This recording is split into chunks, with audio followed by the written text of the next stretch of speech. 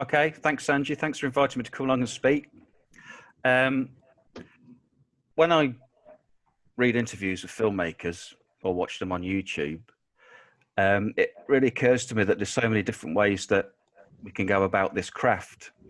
I mean, in the book I was reading with filmmakers, there was one guy that likes to rehearse the actors first, and then he lets the camera follow them. And then there's another director that, kind of knows where the camera needs to be, and the actors have to fit into that. And I guess it depends on the genre that they're working within as well. So I guess my point is take from this what you want, and anything that you don't want, just discard. So a little bit about myself. Are these volumes okay, by the way, Angie? I'm not coming across too loud or anything. Yeah, it's all good. It's all good. Okay, good. So about 8 years ago, I made a bunch of shorts, and then I think I was ready to make a feature film. And I was lucky enough to meet another filmmaker called Richard Miller from Body in the Box Productions, and he was kind of in the same position. He'd made a bunch of short films, and he was ready to kind of dive in, and rather than doing these short sprints, go on this marathon. So it was about an 18-month process. It was about 9 months to write the script, which was Never Rumble, and then it was another 9 months to actually produce it, and then probably another 6 months to edit it, and that's where it all started. So, and that was shot on a Canon 5D Mark III. So it was one of the early DSLRs that could give you a nice 1080 image. We subsequently got really kind of ripped off by a distributor in America. I mean, they probably made about $10,000 on it now, and we've not seen penny one because, funnily enough, their marketing costs equal the amount of money that it's made. Who would have known? Who would have known it? Hey, but anyway, the process was great, and it kind of. I think if I hadn't met Richard at that point, where, like I said, we'd made a bunch of shorts, I don't think either of us would have made a feature. So what I'm going to try and do is get the YouTube up now, and I'll share the trailer. So this is 8 years ago. Just bear with. I'll start. Here we go. Right, should be full screen now. Here we go.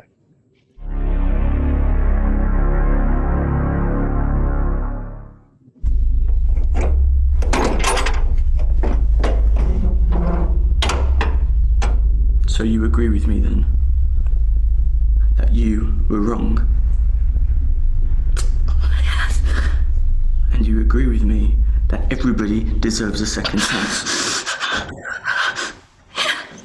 Now I don't know if there is a word for a feeling that I've never heard of before. Like it's written in the falling stars when you caught me and you took my heart inside and kept it warm.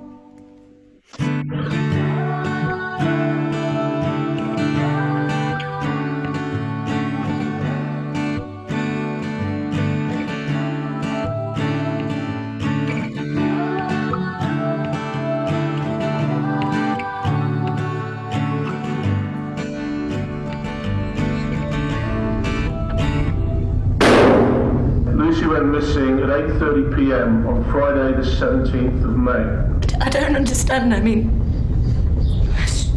it's just a couple of times. No. Orkies. What did I do wrong? Was it supposed to be like this?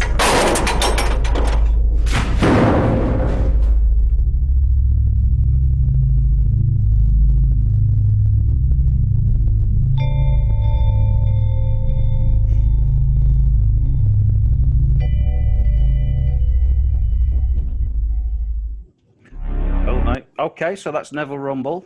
I'm just going to try and get back to my PowerPoint. Just bear with. There we go. Right, we're in.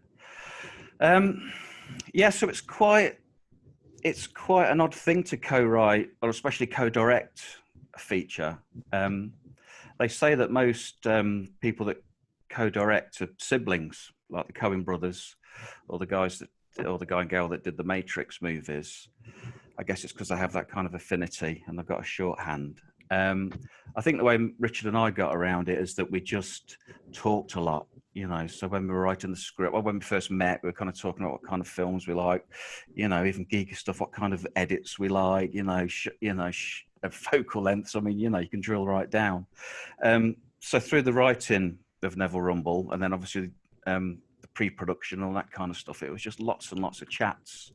And because the main character was autistic, we got a specialist in who works with people with special educational needs. So we really just tried to do a lot of kind of research and a lot of talking together. And I think the thing is, when you work with someone else, when you co-direct, you both end up with this artifact, this film that you probably couldn't have made on your, completely on your own. It's this kind of amalgamation of both of your kind of, experience and whatever. So that was Neville Rumble, a twisted love story, a psychological thriller. I'm really proud of it. We got some good reviews from Midlands Movies. It was unfortunate that we went with an aggregator who then sold the rights of it onto an American distribution company, Infinity Backwards, and they just kept all the money. But they promised us cinema and they promised us DVD, and that never happened. So that was a bit of a disappointment. They did some great artwork, but I don't think it was worth the money that they've kept for it. So so that was Neville Rumble. I think after that, I was ready to fly solo. So my second feature film again was shot in the Nuneaton and Hinckley, and that's called Frettin. It's like a British midnight cowboy. In the spirit of Bill Forsyth, if any of you know the Scottish filmmaker. So humorous on the surface, with maybe some deeper undercurrents underneath. I've got a bit more about Frettin a bit later, so I won't talk too much about that now. And the budget for Neville Rumble was about 5k, and Richard put up most of the money for that. My budgets have actually got less as I've gone on. Frettin was made for about £500, and that was for the cost of the Canon 60D. Anyway, my third film's Wasted, and that's an art house movie. And that was the smallest crew I've ever had. It was me. Because there was no dialogue in the film, I actually had the microphone mounted on top of the camera on the camera rig. Because if anyone's tried to ADR a scene from scratch, it's really difficult. So what I wanted to do was capture all the sounds as they happened within each shot and within each scene. So I didn't have to ADR that. And then the few dialogue scenes that we did have, we kind of mic'd that up. So Wasted is an art house film. So it kind of leaves a lot more up to the viewer's interpretation. So I didn't want to be very prescriptive about, what the meaning was or whatever. We shot it in about 8 days, which is crazy. It was a daytime film as well, I think, which helped. But it was me and the actor George Welton, and then a couple of other supporting actors just kind of running around Hinckley and the Nuneaton, mainly on Saturdays. I mean, I surprised myself, actually, that you can actually create something that's feature length, that's 90 minutes, within such a short time frame. I thought I could extend that to the film I'm just almost completed, but that wasn't the case. But anyway, I'll show you the trailer for Wasted now. This was shot on the Canon 60D. Random Media are another American distributor, aggregator. The film cost £50, which was the cost of petrol to go to Skegness to film the final scene, as you can see on the poster there. They wanted me to put up a £3,000 errors and omissions policy, which covers them for any unforeseen possibilities, people that are in the film that don't want to be seen or whatever, or copyright infringement. And I was like, well, the film costs £50. So again, I signed over most of the rights to them. So I think they're quite happy with the arrangement. But anyway, here we go.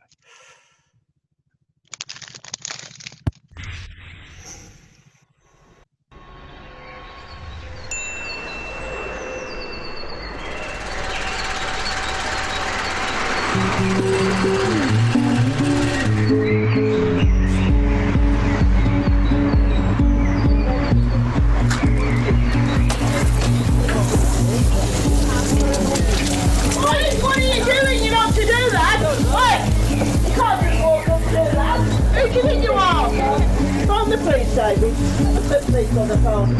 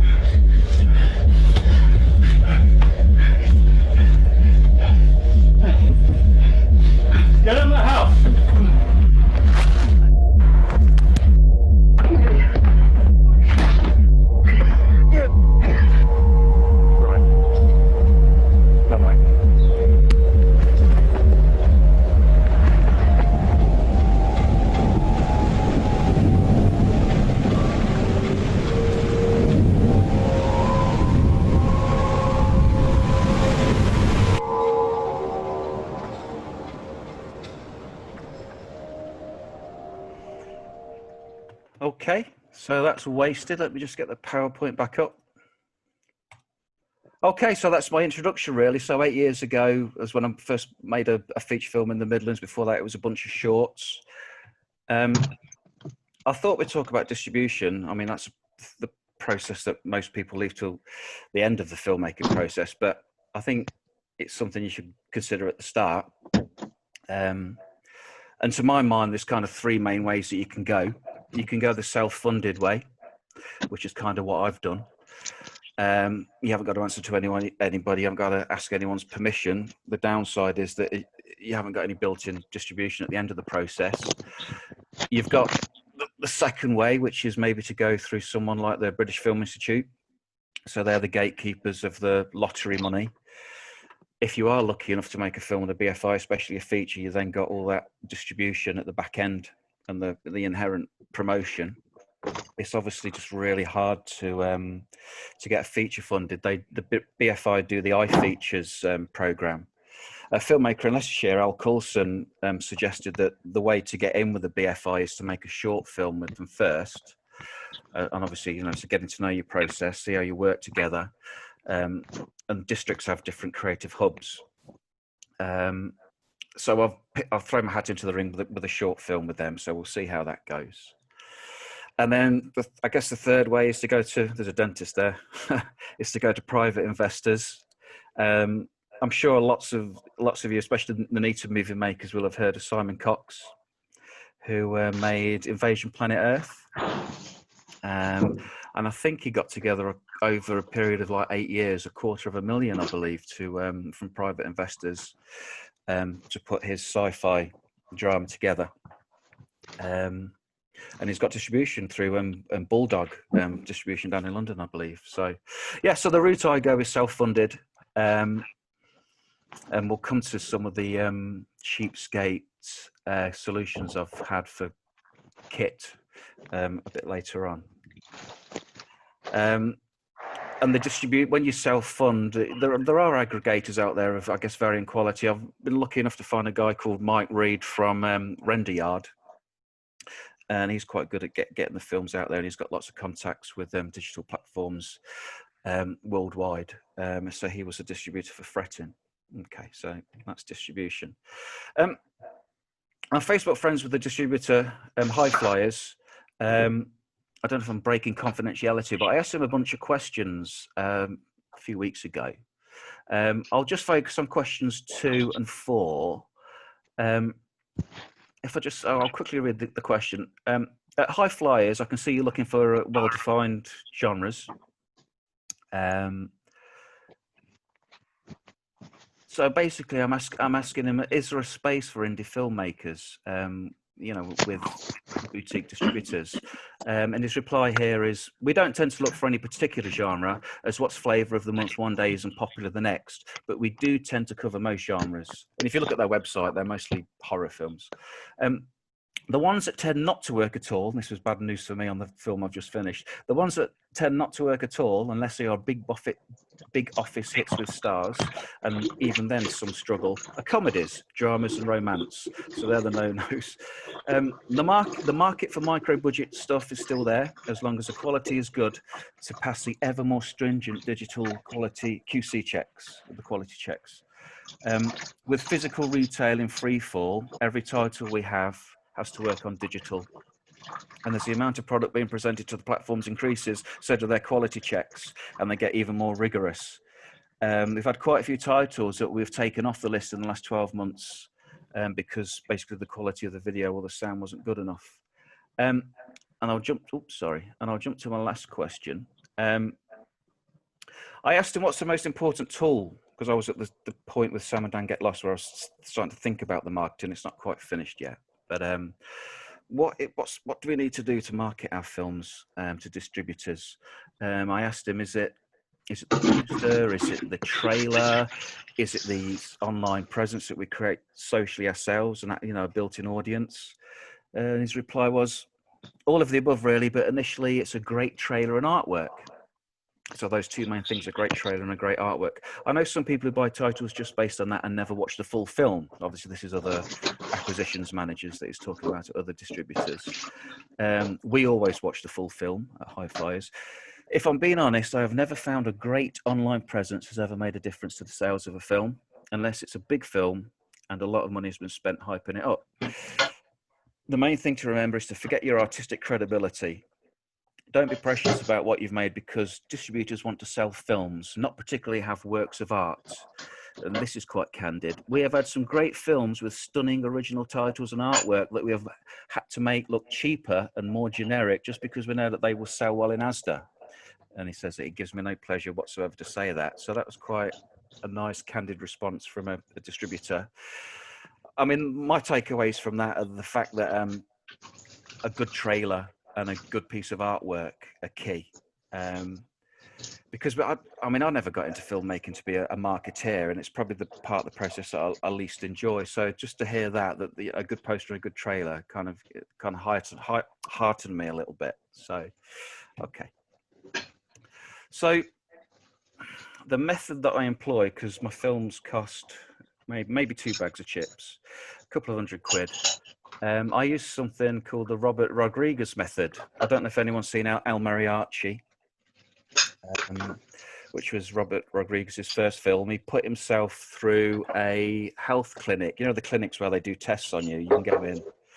There was PPD in Leicester, and they'll test some drugs on you. I think he got about $7,000 and made a 16mm feature film, an action film, on an Arriflex BL and an SR. Hi Lee, sorry to interrupt you. Gary, That's okay. Can you go on to mute, please? I think we can hear your dinner bowl. Oh, sorry. No, sorry, I thought I was on mute. Thank you. Sorry, Lee, carry on. That's fine. So the kind of, I mean, this is still a work in progress, even 3 films in now, but the Robert Rodriguez method, what you said, this book's fantastic. And it really inspired me. I mean, this is about 20 years old now. He's basically said, make a list of the resources that you've got to hand, whether they be the actors that you know and the particular talents that those actors have, locations, props, and those things change through time. But just at this moment in time, make a list of everything that you've got, and then just let it percolate and see what comes up. Because I think a lot of filmmakers say that sometimes it's good to have restrictions, and sometimes when you've got restrictions, then the subconscious can do its work and can, create the themes and create the stories. So that's the kind of method that I've done for Frettin, for Wasted, and for Sam and Dan Get Lost, is to, hook up with actors, make a list of the resources that we've got, and then see what happens. So I've written some articles for Elliot Grove at Raindance. Hopefully if I click on that, it should pop up.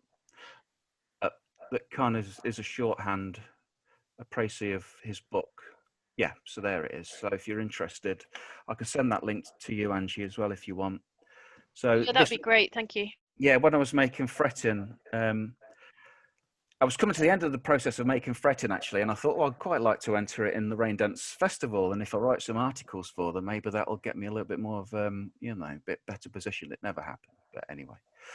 Right, let's get back to the PowerPoint. Just bear with. Okay. There's a couple of other articles on there if you're interested. One, I used the technique shooting day for night.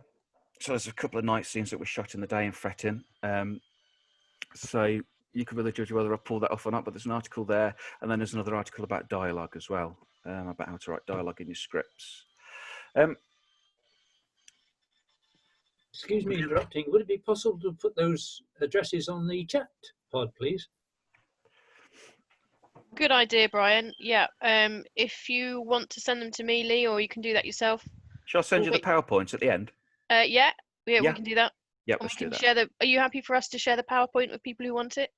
Yeah, absolutely. Yeah. Brilliant. I've got a link to the full feature at the end because I'd like to show a few clips if you have time. But yeah, I'm sure we will. Yeah, so we will. We'll share the PowerPoint for anyone who wants it and put the links onto the Nuneaton. Are you on Facebook? My brain's gone. Chap in Devon and Cornwall who I was just talking to. Oh yes, surely. Yeah, if we put them on our Facebook page as well. So, Brian, yeah. Thank you very much. Okay, thanks, Brian. Good question. Smash you. Okay. I think I got someone's TV. No. So amongst the screenwriting books that I kind of devoured as a younger man, one tenet that really stood out to me was the unity of opposites. Lajos Egri or Lajos Egri is the art of dramatic writing. The theory of the unity of opposites is you get two characters that are opposite, that are very different. You find out a reason why they can't separate, even though that's what they dearly want to do. And you've got inherent conflict, and conflict is drama. And it can just be, the protagonist or the antagonist, or it can just be two protagonists that are going on the same direction, and then there's another antagonist, there's another baddie.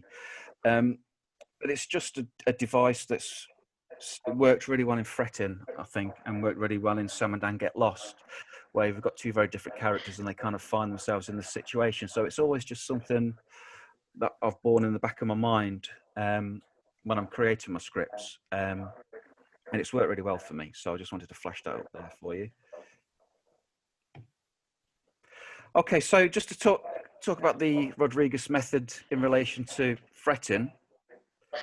Sorry, my wife's leaving me notes here. Right, things to say at the end. Right. Brilliant. Because I'll forget. Yeah, so the resources I had for Frettin, this guy here is Richard Shield, local actor, and a good friend. And the same here, Craig Spencer, younger man. Richard could play the guitar. I know Craig looked good in a suit. So I thought, right, okay. I approached them and said, look, I'm thinking about writing a full-length screenplay for you. Are you up for it? Obviously, get their buy-in early. And they both said yes. I was also, at the time, walking along the canal a lot, walking along the cut from Hinkley to Nuneaton. So I thought, that's a lovely location. I mean, very few of my films take place indoors because I just think it's really difficult to make interior locations look interesting, and you've got to dress it or strip everything out and make it really minimal, whereas outside of Mother Nature you've just got all this free production value. So as I say here, you make your list of resources, the actor, the guitar, the locations, and then I just walk for 2 or 3 days and just let the subconscious do its thing. I didn't really have any particular idea in mind, and then these kind of ideas just bubbled up about I was going through a breakup at the time as well, so surprise, surprise, that kind of relationship breakup found its way into the narrative, and the story just bubbled up, and it became quite organic. So the script was written, we did a read through, and then we were filming at weekend. So that's the kind of the Rodriguez method in relation to Frettin. The kit for Frettin was the Canon 60D. That was the first feature. I bought the Canon 60D to shoot Frettin. I actually sold my Xbox collection, which I've now rebought, so it's all good. But I traded in my Xbox collection at CEX because the Canon 60 was quite new then. And the price at CEX wasn't actually much different from what you could buy it at retail. But if you traded a bunch of stuff in, it's free money. That's the way I see it. So the Canon 60D is a Hiwa tripod. And I got one of these rigs that go on your shoulder. So it enables you to kind of shoot really quickly. So that was the kit for the visuals. A Roland ER09, I believe. Yeah, there it is. There, the Roland. I had a friend that worked at the school where I work, and he's into mics, into his sound. So it was none other than NTG 1 or 2. But we didn't have money for a blimp, so we got a metal bird cage. And we kind of put some fabric around that. We created a dead cat with some fabric off the market, and the boom pole was actually a decorator's pole. So I'm not really joking when I say I'm a bit of a tight ass when it comes to the budget. So like I say, the budget for Frettin was 500, and that was mainly for the camera. The Roland was borrowed from Richard Shield. who was one of the actors. So yeah, okay. And let's have a pause for a clip. I'll show you the trailer for Frettin. Thank you. Just bear with. No, sorry. Give me a second. Just maximise that.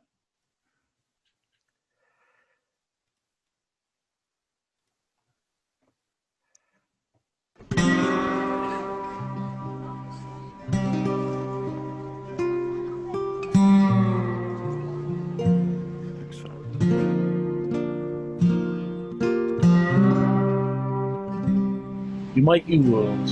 It's your own little sanctuary. Then something comes along. Some great, big, rolling, thundering thing out of the blue.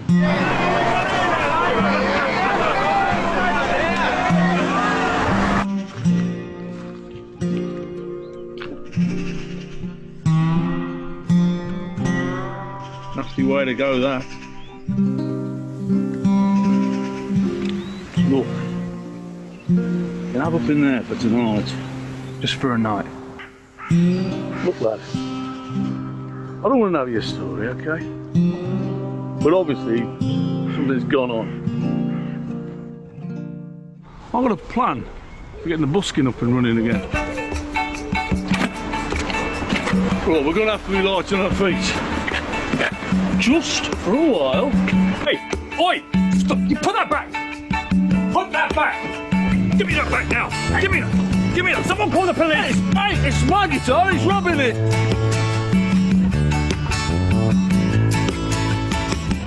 So you got yourself a new banjo, mate? What's a bit of one-on-one? Jake, we're losing them. Look! Left! They're heading for Risley Park! You know, they could call this stalking. Look, why don't you go over there and pop him one? Not me to pop it. No, thanks, but no. Is this your idea of some sort of joke? What are you on about? That.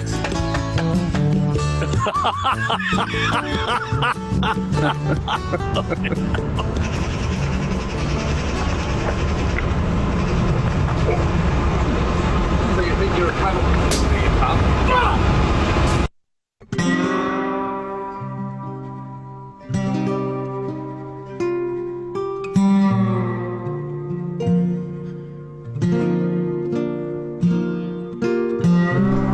That's nothing to be playing with that, bud.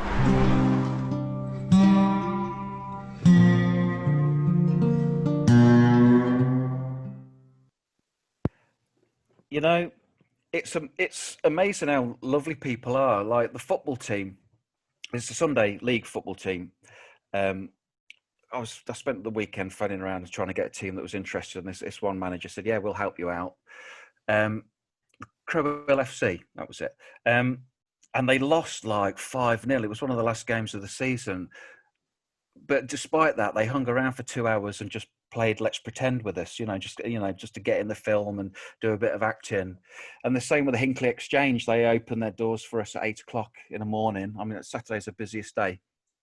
And the first time we went, we actually couldn't shoot for various reasons. So we had to go a second time, and they were just lovely, So people in the community, just really help you out, and it's just great. I mean, obviously you get setbacks as well, but on the whole, people are happy to play Let's Pretend as adults. So I think that's quite heartening. Yeah. So that's Frettin. Anyway, that's me done talking about the second feature film. My wife's left me a note and said most of my films are on Amazon Prime, and if you do want to leave any reviews, that would be greatly received. Thank you. Any reviews that we get or any stars help to move things up the algorithm. So that always helps. Thank you. Hi, Lee. We haven't planned this, but I was just going to suggest that maybe we take 5 minutes for questions and see it, because I'm sure people might have things building up. So yeah, we're about halfway, so that would be perfect. Yeah. Okay, so come off mute, everybody, and we'll see if we can negotiate our way through the questions. I'll start you off then, Lee. Tell me about the fake blood that we just saw in that last clip in Frettin. Do you use like a proper product, or do you just like get red paint and hope for the best? Or well, Frettin was probably the largest crew that we had. We had an assistant director, and Craig Spencer, the second lead. Both his sisters, Vicky and Rachel, came along to help. And it was Vicky, his sister. She does makeup, so it was just the regular stuff you can buy in Poundland or from theatre shops. It was just really ladled on and then allowed to dry. Wow. Yeah, so she was responsible for it. I can't take any credit for that. They just went away in a corner. One funny story, though, she did test the makeup on herself and blooded herself up, and then just randomly sent the photo on the mobile to her husband, who was like, what the hell's happened? It's like, it's okay, I'm fine. So, yeah, just your corn syrup, I guess. And he was okay with being covered in blood. I did a film last year. No, he hated it. There was a scene. There was a scene underneath one of the bridges, the Crazy Horse in Stockton-Ford, and then there was another scene that we shot directly after, which was in Riversley Park. The scene you saw it there, where he's clinging onto the lamppost and breaking down. And he said, I just had to go home because I was sitting around waiting, and the sound guy was going, I've got to go home and walk the dog, because the sound guy was really into his dog Bradley. And then the Richard, the actor, said, I had to go home for 20 minutes because I just felt so claustrophobic and just sit down on the sofa. So, all right, fair enough, mate. That scene actually on the lamppost, we literally had 10 minutes because Richard had the rehearsal and Mike had to go and feed the dog. So, yeah, and luckily it worked out. So, yeah, that's my blood story. Cool. Right. Anyone else got some questions for Lee? Yes, please. Lee, you mentioned at the beginning that it was about £5,000 for the first film. How did you split your budget for that? How was that allocated? We held a casting session for Neville Rumble. We booked, I think it was the Premier Inn near, what's the island called, near the McDonald's and the Odeon. I think it was, it was there. So we had to pay for that room. It was mainly expenses for the actors. For their Ian Hencher was living at Stratford-upon-Avon at the time, and Alex was a little bit nearer in Burton. But that petrol was a few hundred or a few thousand. The food, the location was at Richard's brother-in-law's house that he was doing up, so the location was free. £600 for a crane because it's a kidnap. It's a subgenre of a thriller. It's a kidnap story, Neville Rumble, and Neville kidnaps her in a container. So we had to. It was £600 to get a crane to put the container into the location and then take it away. We got a 4-piece to do the music quartet, and that was a few hundred. I think that was 5 or 6. And then it was entries into film festivals. I mean, I hate paying entry fees into film festivals. Cannes actually was I put Frettin into Cannes. Obviously a massive long shot. I think that was £35, but most are £50 upwards, you know. So I'm sure film festivals ate up a lot of the money. The Canon 5D Mark III was Richard's. He actually bought it for the film, but then kept it for subsequent projects. I think that about covers it. I'm sure Richard will tell me there's other things that I'm forgetting, but we edited on Premiere Pro, and I'm sure he already had that. So maybe just some other kit. Maybe he bought a Zoom H4 or something, or whatever the model was 8 years ago. Maybe he bought a Zoom as well. So, yeah. Okay. Did you start with a budget, or did it just build up as you went along? I think he paid what he needed to. I mean, Richard stumped up all the money for Neville Rumble. I just think he paid the bills when they came in, and him and his partner Kim, his producer, fed everyone as well. So obviously they bore that cost. So cool, thank you. Yeah. Thanks. You're welcome. Great. Have we got any more questions? Peter, are you wanting to say something? No? Julian's muted, I think. We can't hear anybody else speaking. If anyone is speaking. Yes, I have a question. Go ahead. Hello. Yeah, just as a technical point, Lee, I noticed you chose a stills camera to use for video. Why did you go along that path rather than buying a video camera for the job? I don't know about Neville Rumble, but for Frettin, the Canon was the, what was it, the 6D? No, 60D. The Canon 60D was the cheapest model I could buy that shot 1080 at the time. I mean, Frettin's about 6 years old now.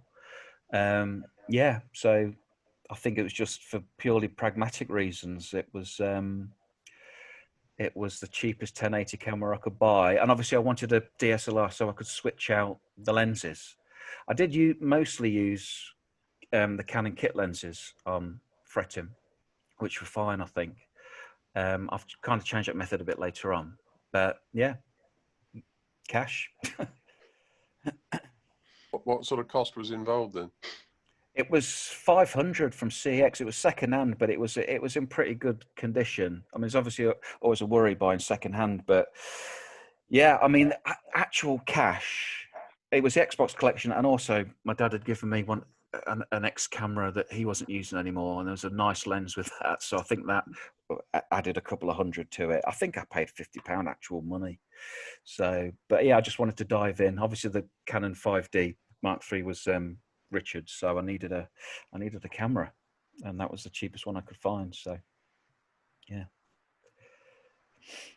Brilliant, thank you.